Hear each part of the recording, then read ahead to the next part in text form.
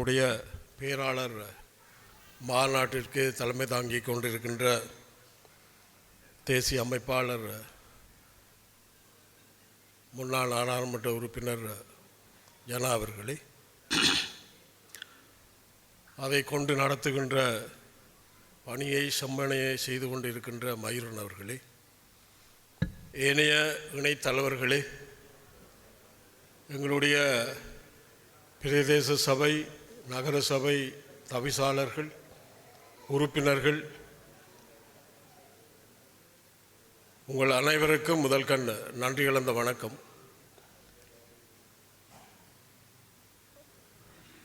உண்மையிலே எனது ஆதங்கத்தை முதல்ல சொல்லலாம் என்று நினைக்கின்றேன். மக்கள் எங்களை தெரிவு செய்திருக்கிறார்கள். அந்த மக்கள் தெரிவு செய்த உறுப்பினர்கள் ஜனநாயக தமிழ் தேசிய கூட்டமைப்பின் பேராளர் மாநாடு ஒரு நாள் நடக்கிறது. அந்த ஒரு நாளிலும் எங்களுடைய மக்கள் பிரதிநிதிகள், எங்களுடைய உறுப்பினர்கள் எப்படியான சேவையை செய்ய அவர்களால் முடியும் என்பது இந்த கதிரைகளை பார்க்க தெரிகிறது. முதல்ல கட்சி பற்றி இருக்க வேண்டும். கட்சிக்கான உறுப்பு, அதாவது என்னுடைய கட்சி என்ற அந்த இருமாப்பு இருக்க வேண்டும். நான் இந்த கட்சியிலே அடையாளம் காணப்பட்டவன் என்ற அந்த விருப்பு இருக்க வேண்டும். எனது மக்களுக்காக இந்த கட்சியின் ஊடாக நான் உழைக்க வேண்டும் என்ற அந்த ஆர்வம் இருக்க வேண்டும். தெரிவு செய்யப்பட்டு விட்டோம், ஏனோ தானோ ஒன்று செயல்படுகின்ற அந்த மாநாடோ அல்லது அந்த உறுப்பினர்களோ தேவையற்றவர்கள் என்பது என்னுடைய கருத்து. ஒரு நாள் தான் எங்களோட மாநாடு நடக்குது. அதை கூட சகித்து கொள்ள முடியாதவர்கள் எங்களுடைய தேசிய பிரச்சனை, எங்களுக்கு மக்களுடைய அநீதிகளை தட்டி கேட்கின்ற கடமை பொறுப்பு எப்படி அவர்கள் செய்ய போகிறார்? எனவே இதை என்னுடைய ஆதங்கமாக சொல்லுகிறேன். இந்த எங்களுடைய ஜனநாயக தமிழ் தேசிய கூட்டமைப்பு இப்படி கட்சி நடத்தாது. உங்களுடைய இஷ்டத்துக்கு வந்து போகிறதுக்கு எங்களுடைய கட்சி அப்படியான கட்சி அல்ல. வந்தோமா, கையெழுத்து போட்டோமா, அடையாளம் நாங்கள் வந்தோமென்று பதிவு செய்தோமோ போனோமாண்டு போகிறதுன்றது அது கட்சியினுடைய விசுவாசம் அல்ல. ஆகவே கட்சி நடவடிக்கை எடுக்கும் இப்படியான நிலைகளிலே. ஏனென்றால் இங்கே எல்லாரும் வேலம் இனக்கட்டு வரையில் எங்களுடைய மகாநாடு 3 வருஷத்துக்கு பின்னால் நடைபெறுது. இந்த 3 வருஷத்தில் பிரதேச சபை நகர சபைகளை அலங்கரித்த எங்களுடைய உறுப்பினர்கள் எங்கே போயிருக்கிறார்கள்?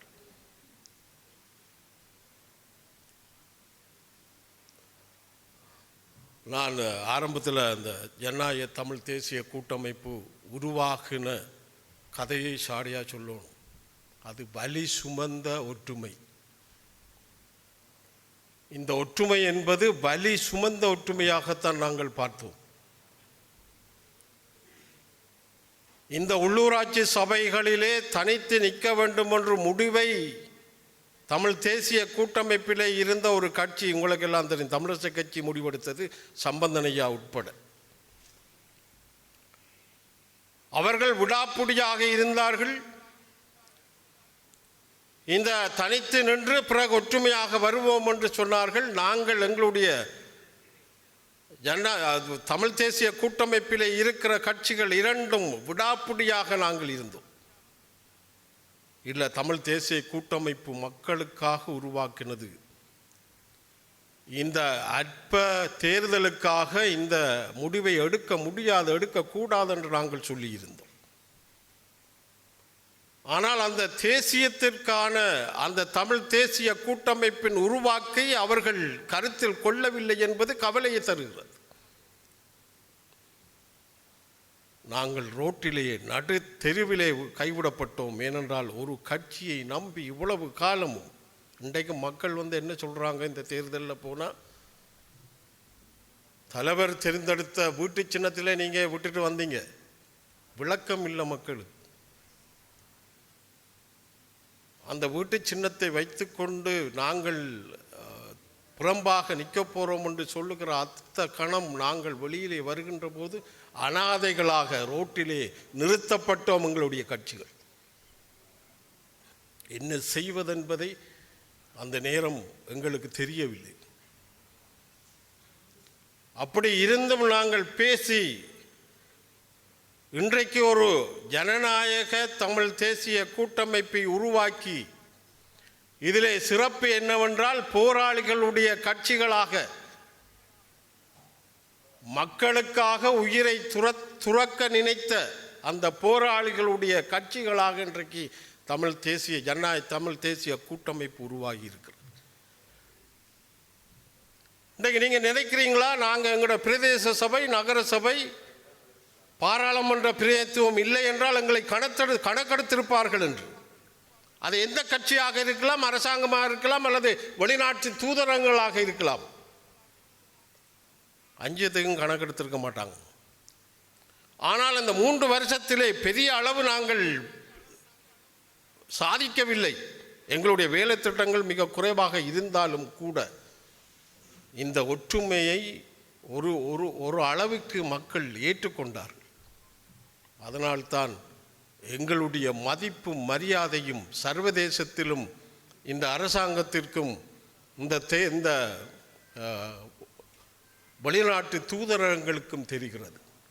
இல்லாட்டி எங்களை எந்த அழைப்பும் எங்களுக்கு வராது.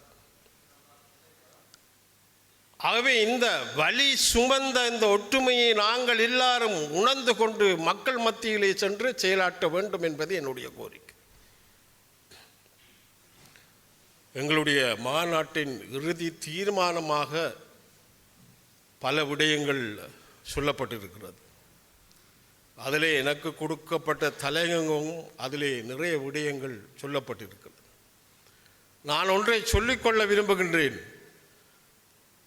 துப்பாக்கி சத்தம் இல்லாத ஒரு தேசத்திலே எங்களுடைய மக்களும் நாங்களும் வாழ்ந்து கொண்டிருக்கிறோம். ஒரு சண்டை என்பது துப்பாக்கி சத்தங்களோடு நடைபெறுகின்ற சண்டையாகத்தான் நாங்கள் பார்த்தோமே ஒழிய, துப்பாக்கி இல்லாத அந்த சத்தம் இல்லாத ஒரு போருக்குள் எங்களுடைய மக்கள் இருக்கிறதை நாங்கள் உணர்ந்து கொள்ள வேண்டும். அதற்காக நாங்கள் உழைக்க வேண்டும். இந்த அரசாங்கம் என்ன ஊழலை ஒழிப்போம் என்று வந்தார்கள், போதை வசத்தை ஒழிப்போம் என்று வந்தார்கள். அந்த நேரத்திலே ஊழலை ஒழிக்கின்ற நிலையிலே தமிழ் நாடாளுமன்ற உறுப்பினர்களும் இந்த பாருக்கு அடிமையாக இருக்கிறார்கள், பார் லைசன்ஸ் பெற்றிருக்கிறார்கள் என்று சொல்லுகின்ற அந்த நிலையிலே மக்கள் தடுமாற்றத்தோடு மாறி நின்றார்கள். ஆனால் ஜனநாயக தமிழ் தேசிய கூட்டமைப்பிலே பாருக்கு யாரும் கையெழுத்து இடவில்லை என்பதை, நாங்கள் ஒரு போராளிகள் என்பதை, மக்களை அந்த திசைக்கு கொண்டு போகக்கூடாது என்பதிலே நாங்கள் விழாப்பிடியாக இருந்தோம்.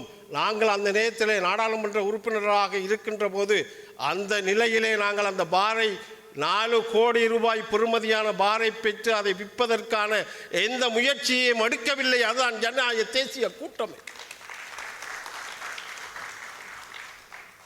ஆனால் மக்கள் உணர்ந்து கொள்ளவில்லை.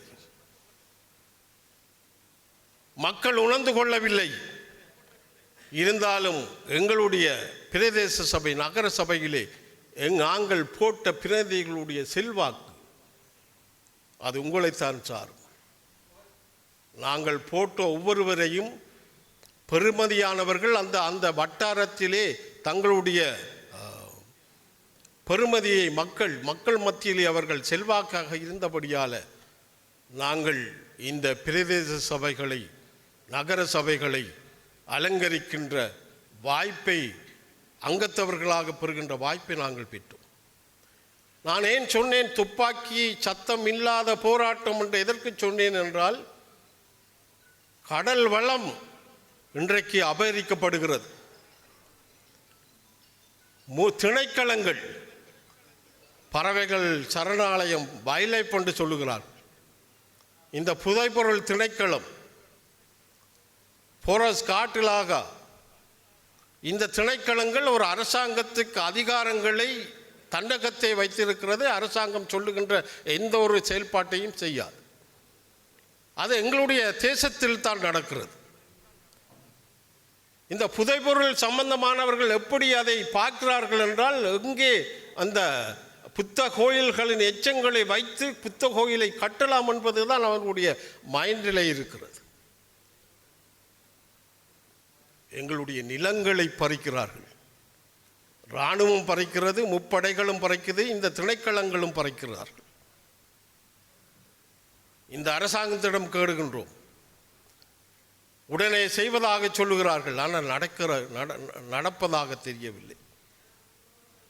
இதே ஜனாதிபதி இந்த அரசாங்கம் வரும் வாய்ப்பேச்சளவிலே தான் இருக்கிறது. இன்றைக்கு இந்த ஜனாதிபதி மீதுதான் மக்கள் வடக்கு கிழக்கிலே அங்கே இந்த இலங்கையிலே இருக்கிற மக்கள் ஜனாதிபதி மீதுதான் நம்பிக்கை வைத்திருக்கிறார்கள். என்றால் அவர் ஒரு நேர்மையானவர், உத்தமரானவர் என்று சொல்லுகின்ற அந்த நம்பிக்கை எங்களுடைய இளைஞர் மத்தியிலே இருக்கிறது.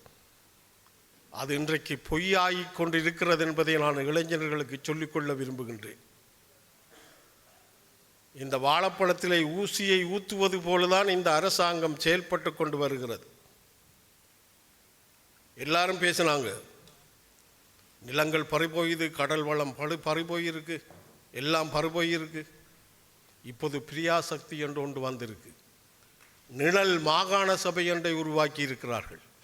சட்டத்துக்கு புறம்பான, ஜனநாயகத்துக்கு புறம்பான செயல்பாடுகளை அவர்கள் செய்கின்ற ஒரு நிலைப்பாடை இன்றைக்கு இந்த அரசு செய்து வருகிறது. என்ன சொன்னார்கள்? பயங்கரவாத தடை சட்டத்தை ஒழிப்போம் என்று சொன்னார்கள். அதைவிட இன்னொரு கேவலம், இந்த இயற்கை அனர்த்தத்தால் பாதிக்கப்பட்ட மக்களுக்கு அது தருகிறேன், இது தருகிறேன் என்றெல்லாம் வாக்குறுதி அளித்து இட்ட வரைக்கும் அந்த மக்களுக்கு அந்த வாக்குறுதிகள் சென்று அடையவில்லை என்பதை நான் இங்கே சுட்டிக்காட்ட விரும்புகின்றேன். வடக்கிலே மன்னார் மாவட்டம், வவுனியா, யாழ்ப்பாணம், கூடுதலாக மன்னார் மாவட்டம் பாதிக்கப்பட்டது. கால்நடைகள் 1000க்கு மேலே இந்த தண்ணியால் கடத்தி செல்லப்பட்டது. வடக்கு கிழக்கிலே விவசாயிகளுடைய அந்த அழிவு, இன்றைக்கும் அவர்கள் தங்களுடைய உடைமையை மீட்டு கொள்ள முடியாமல் திண்டாடி கொண்டிருக்கிறார்கள். நான் பாராளுமன்றத்திலையும் பேசினேன், எங்களுடைய சம்பிரதாயம் ஒரு புருஷனை இழந்தால்தான் தாலியை கழட்டுவார்கள் என்று. ஆனால் எங்களுடைய சம்பிரதாயத்திலே ஒரு மாற்றம் என்னவென்றால், எங்களுடைய விவசாயிகள் தங்களுடைய விவசாயம் செய்வதற்கு இந்த தாலி கொடியை அடமானம் வைக்கின்ற ஒரு நிலை இன்றைக்கும் இருக்கிறது. இன்றைக்கு இந்த கால்நடைகள் அழிவை இந்த அரசாங்கம் செய்திருக்கிறதா? நீங்களெல்லாம் பார்த்துருப்பீங்க, இந்த ரோட்டால் அவ்வளவு கால்நடைகளை நடத்தி நடத்தி நடத்தி பல கிலோமீட்டர் தள்ளி கொண்டே மேய்ச்சல் நிலங்களிலே விடுகின்ற எங்களுடைய விவசாயிகள், இந்த மேய்ச்சல் நிலம் இல்லை, அதை கேட்டு கேட்டு அழுத்து போயிட்டு அந்த காலத்திலேருந்து இந்த காலம் வரையும் மேய்ச்சல் நிலங்கள் தருவதாக இல்லை. அது புரசுக்குள்ளே இருக்கு. அவை அந்த கால்நடைகளை இழந்த விவசாயி எப்படி தன்னுடைய குழந்தை இறந்த மாதிரி தானே பார்ப்பான். அவனுக்கு நஷ்டஈடு கொடுத்தீங்களா? வரும் 50,000 ரூபா. 1000 மாடுகள் செத்தா 50,000 ரூபா. இன்றைக்கும் விவசாயிகளுடைய காணிகளிலே அந்த அழிவுக்கு இன்னும் நஷ்டஈடு கொடுக்கப்படவில்லை. பள்ளிக்கூடத்துக்கு சப்பாத்து கொடுக்குறோன்னு சொன்னாங்க. ஏன் இந்த 25,000 ரூபா அவர்களுடைய அறிவிப்பு என்ன? வீடு வளவுக்குள் தண்ணி போனால் 25,000 ரூபா. ஆனால் எங்கட அதிகாரிகள் சொல்கிறாங்க வீட்டுக்குள்ளே தண்ணி வரணும், வீடியோ எடுத்து ஆண்டு கேட்குறாங்க. அந்த நேரத்தில் பிள்ளையை தூக்குவனா, உடுப்பை தூக்குவனா, இல்லை முக்கியமான விஷயங்களை தூக்குவனா அல்லது வீடியோ எடுப்பனா? இந்த அரசாங்கம் எதை சொல்லுகிறது? ஜனாதிபதி அவர்கள் மன்னாருக்கு வந்தார்கள்.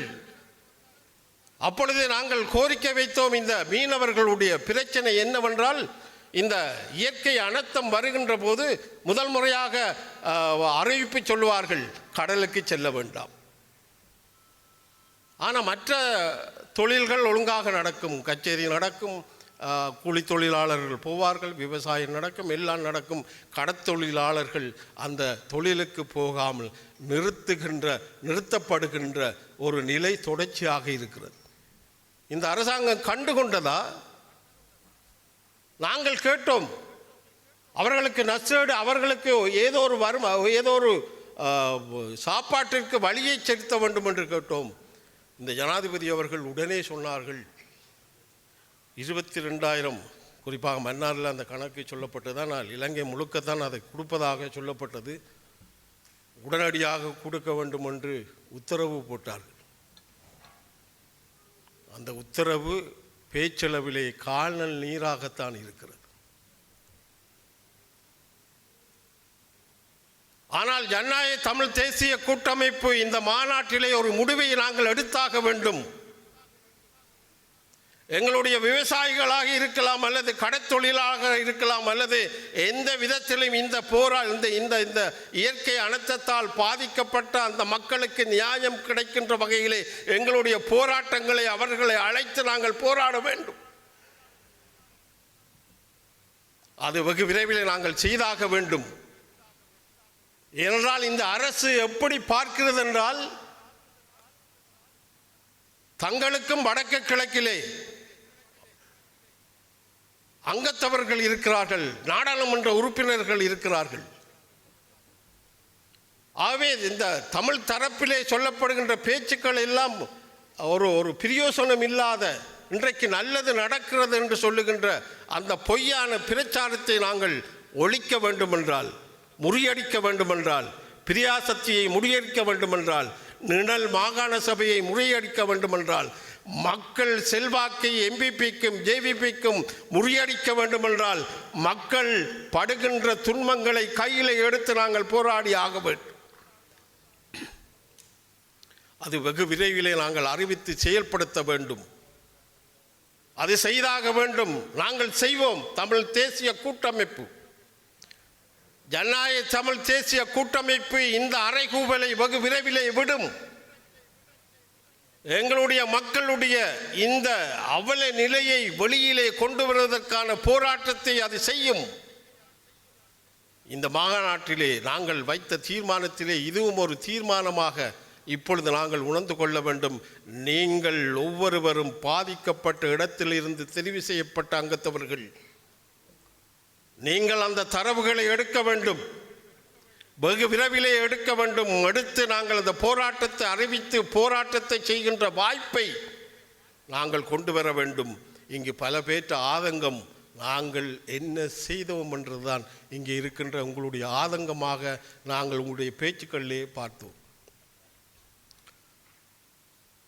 ஆகவே இந்த போராட்டத்தை நாங்கள் கையில் எடுக்க வேண்டும். ஜனநாயக தேசிய கூட்டமைப்பு மக்களுடைய இழப்பை பெற்று கொடுப்பதற்கு அது முன்னிக்கின்றது, முன்னுக்கு வருகிறது, மக்களை அரவணைக்கிறது. இந்த அவல நிலையிலிருந்து இந்த அரசாங்கம் ஏமாற்றுகின்ற மக்களை வாய்ச்சொல்லிலே பிரச்சாரத்திலே ஏமாற்றிக் கொண்டு இருக்கிறது என்பதை கடந்த காலங்களிலே நாங்கள் ஒவ்வொரு முறையும் எங்களுடைய தேசியம், வடகிழக்கு இணைப்பு எல்லாத்தையும் நாங்கள் சொல்லித்தான் மாறோம்.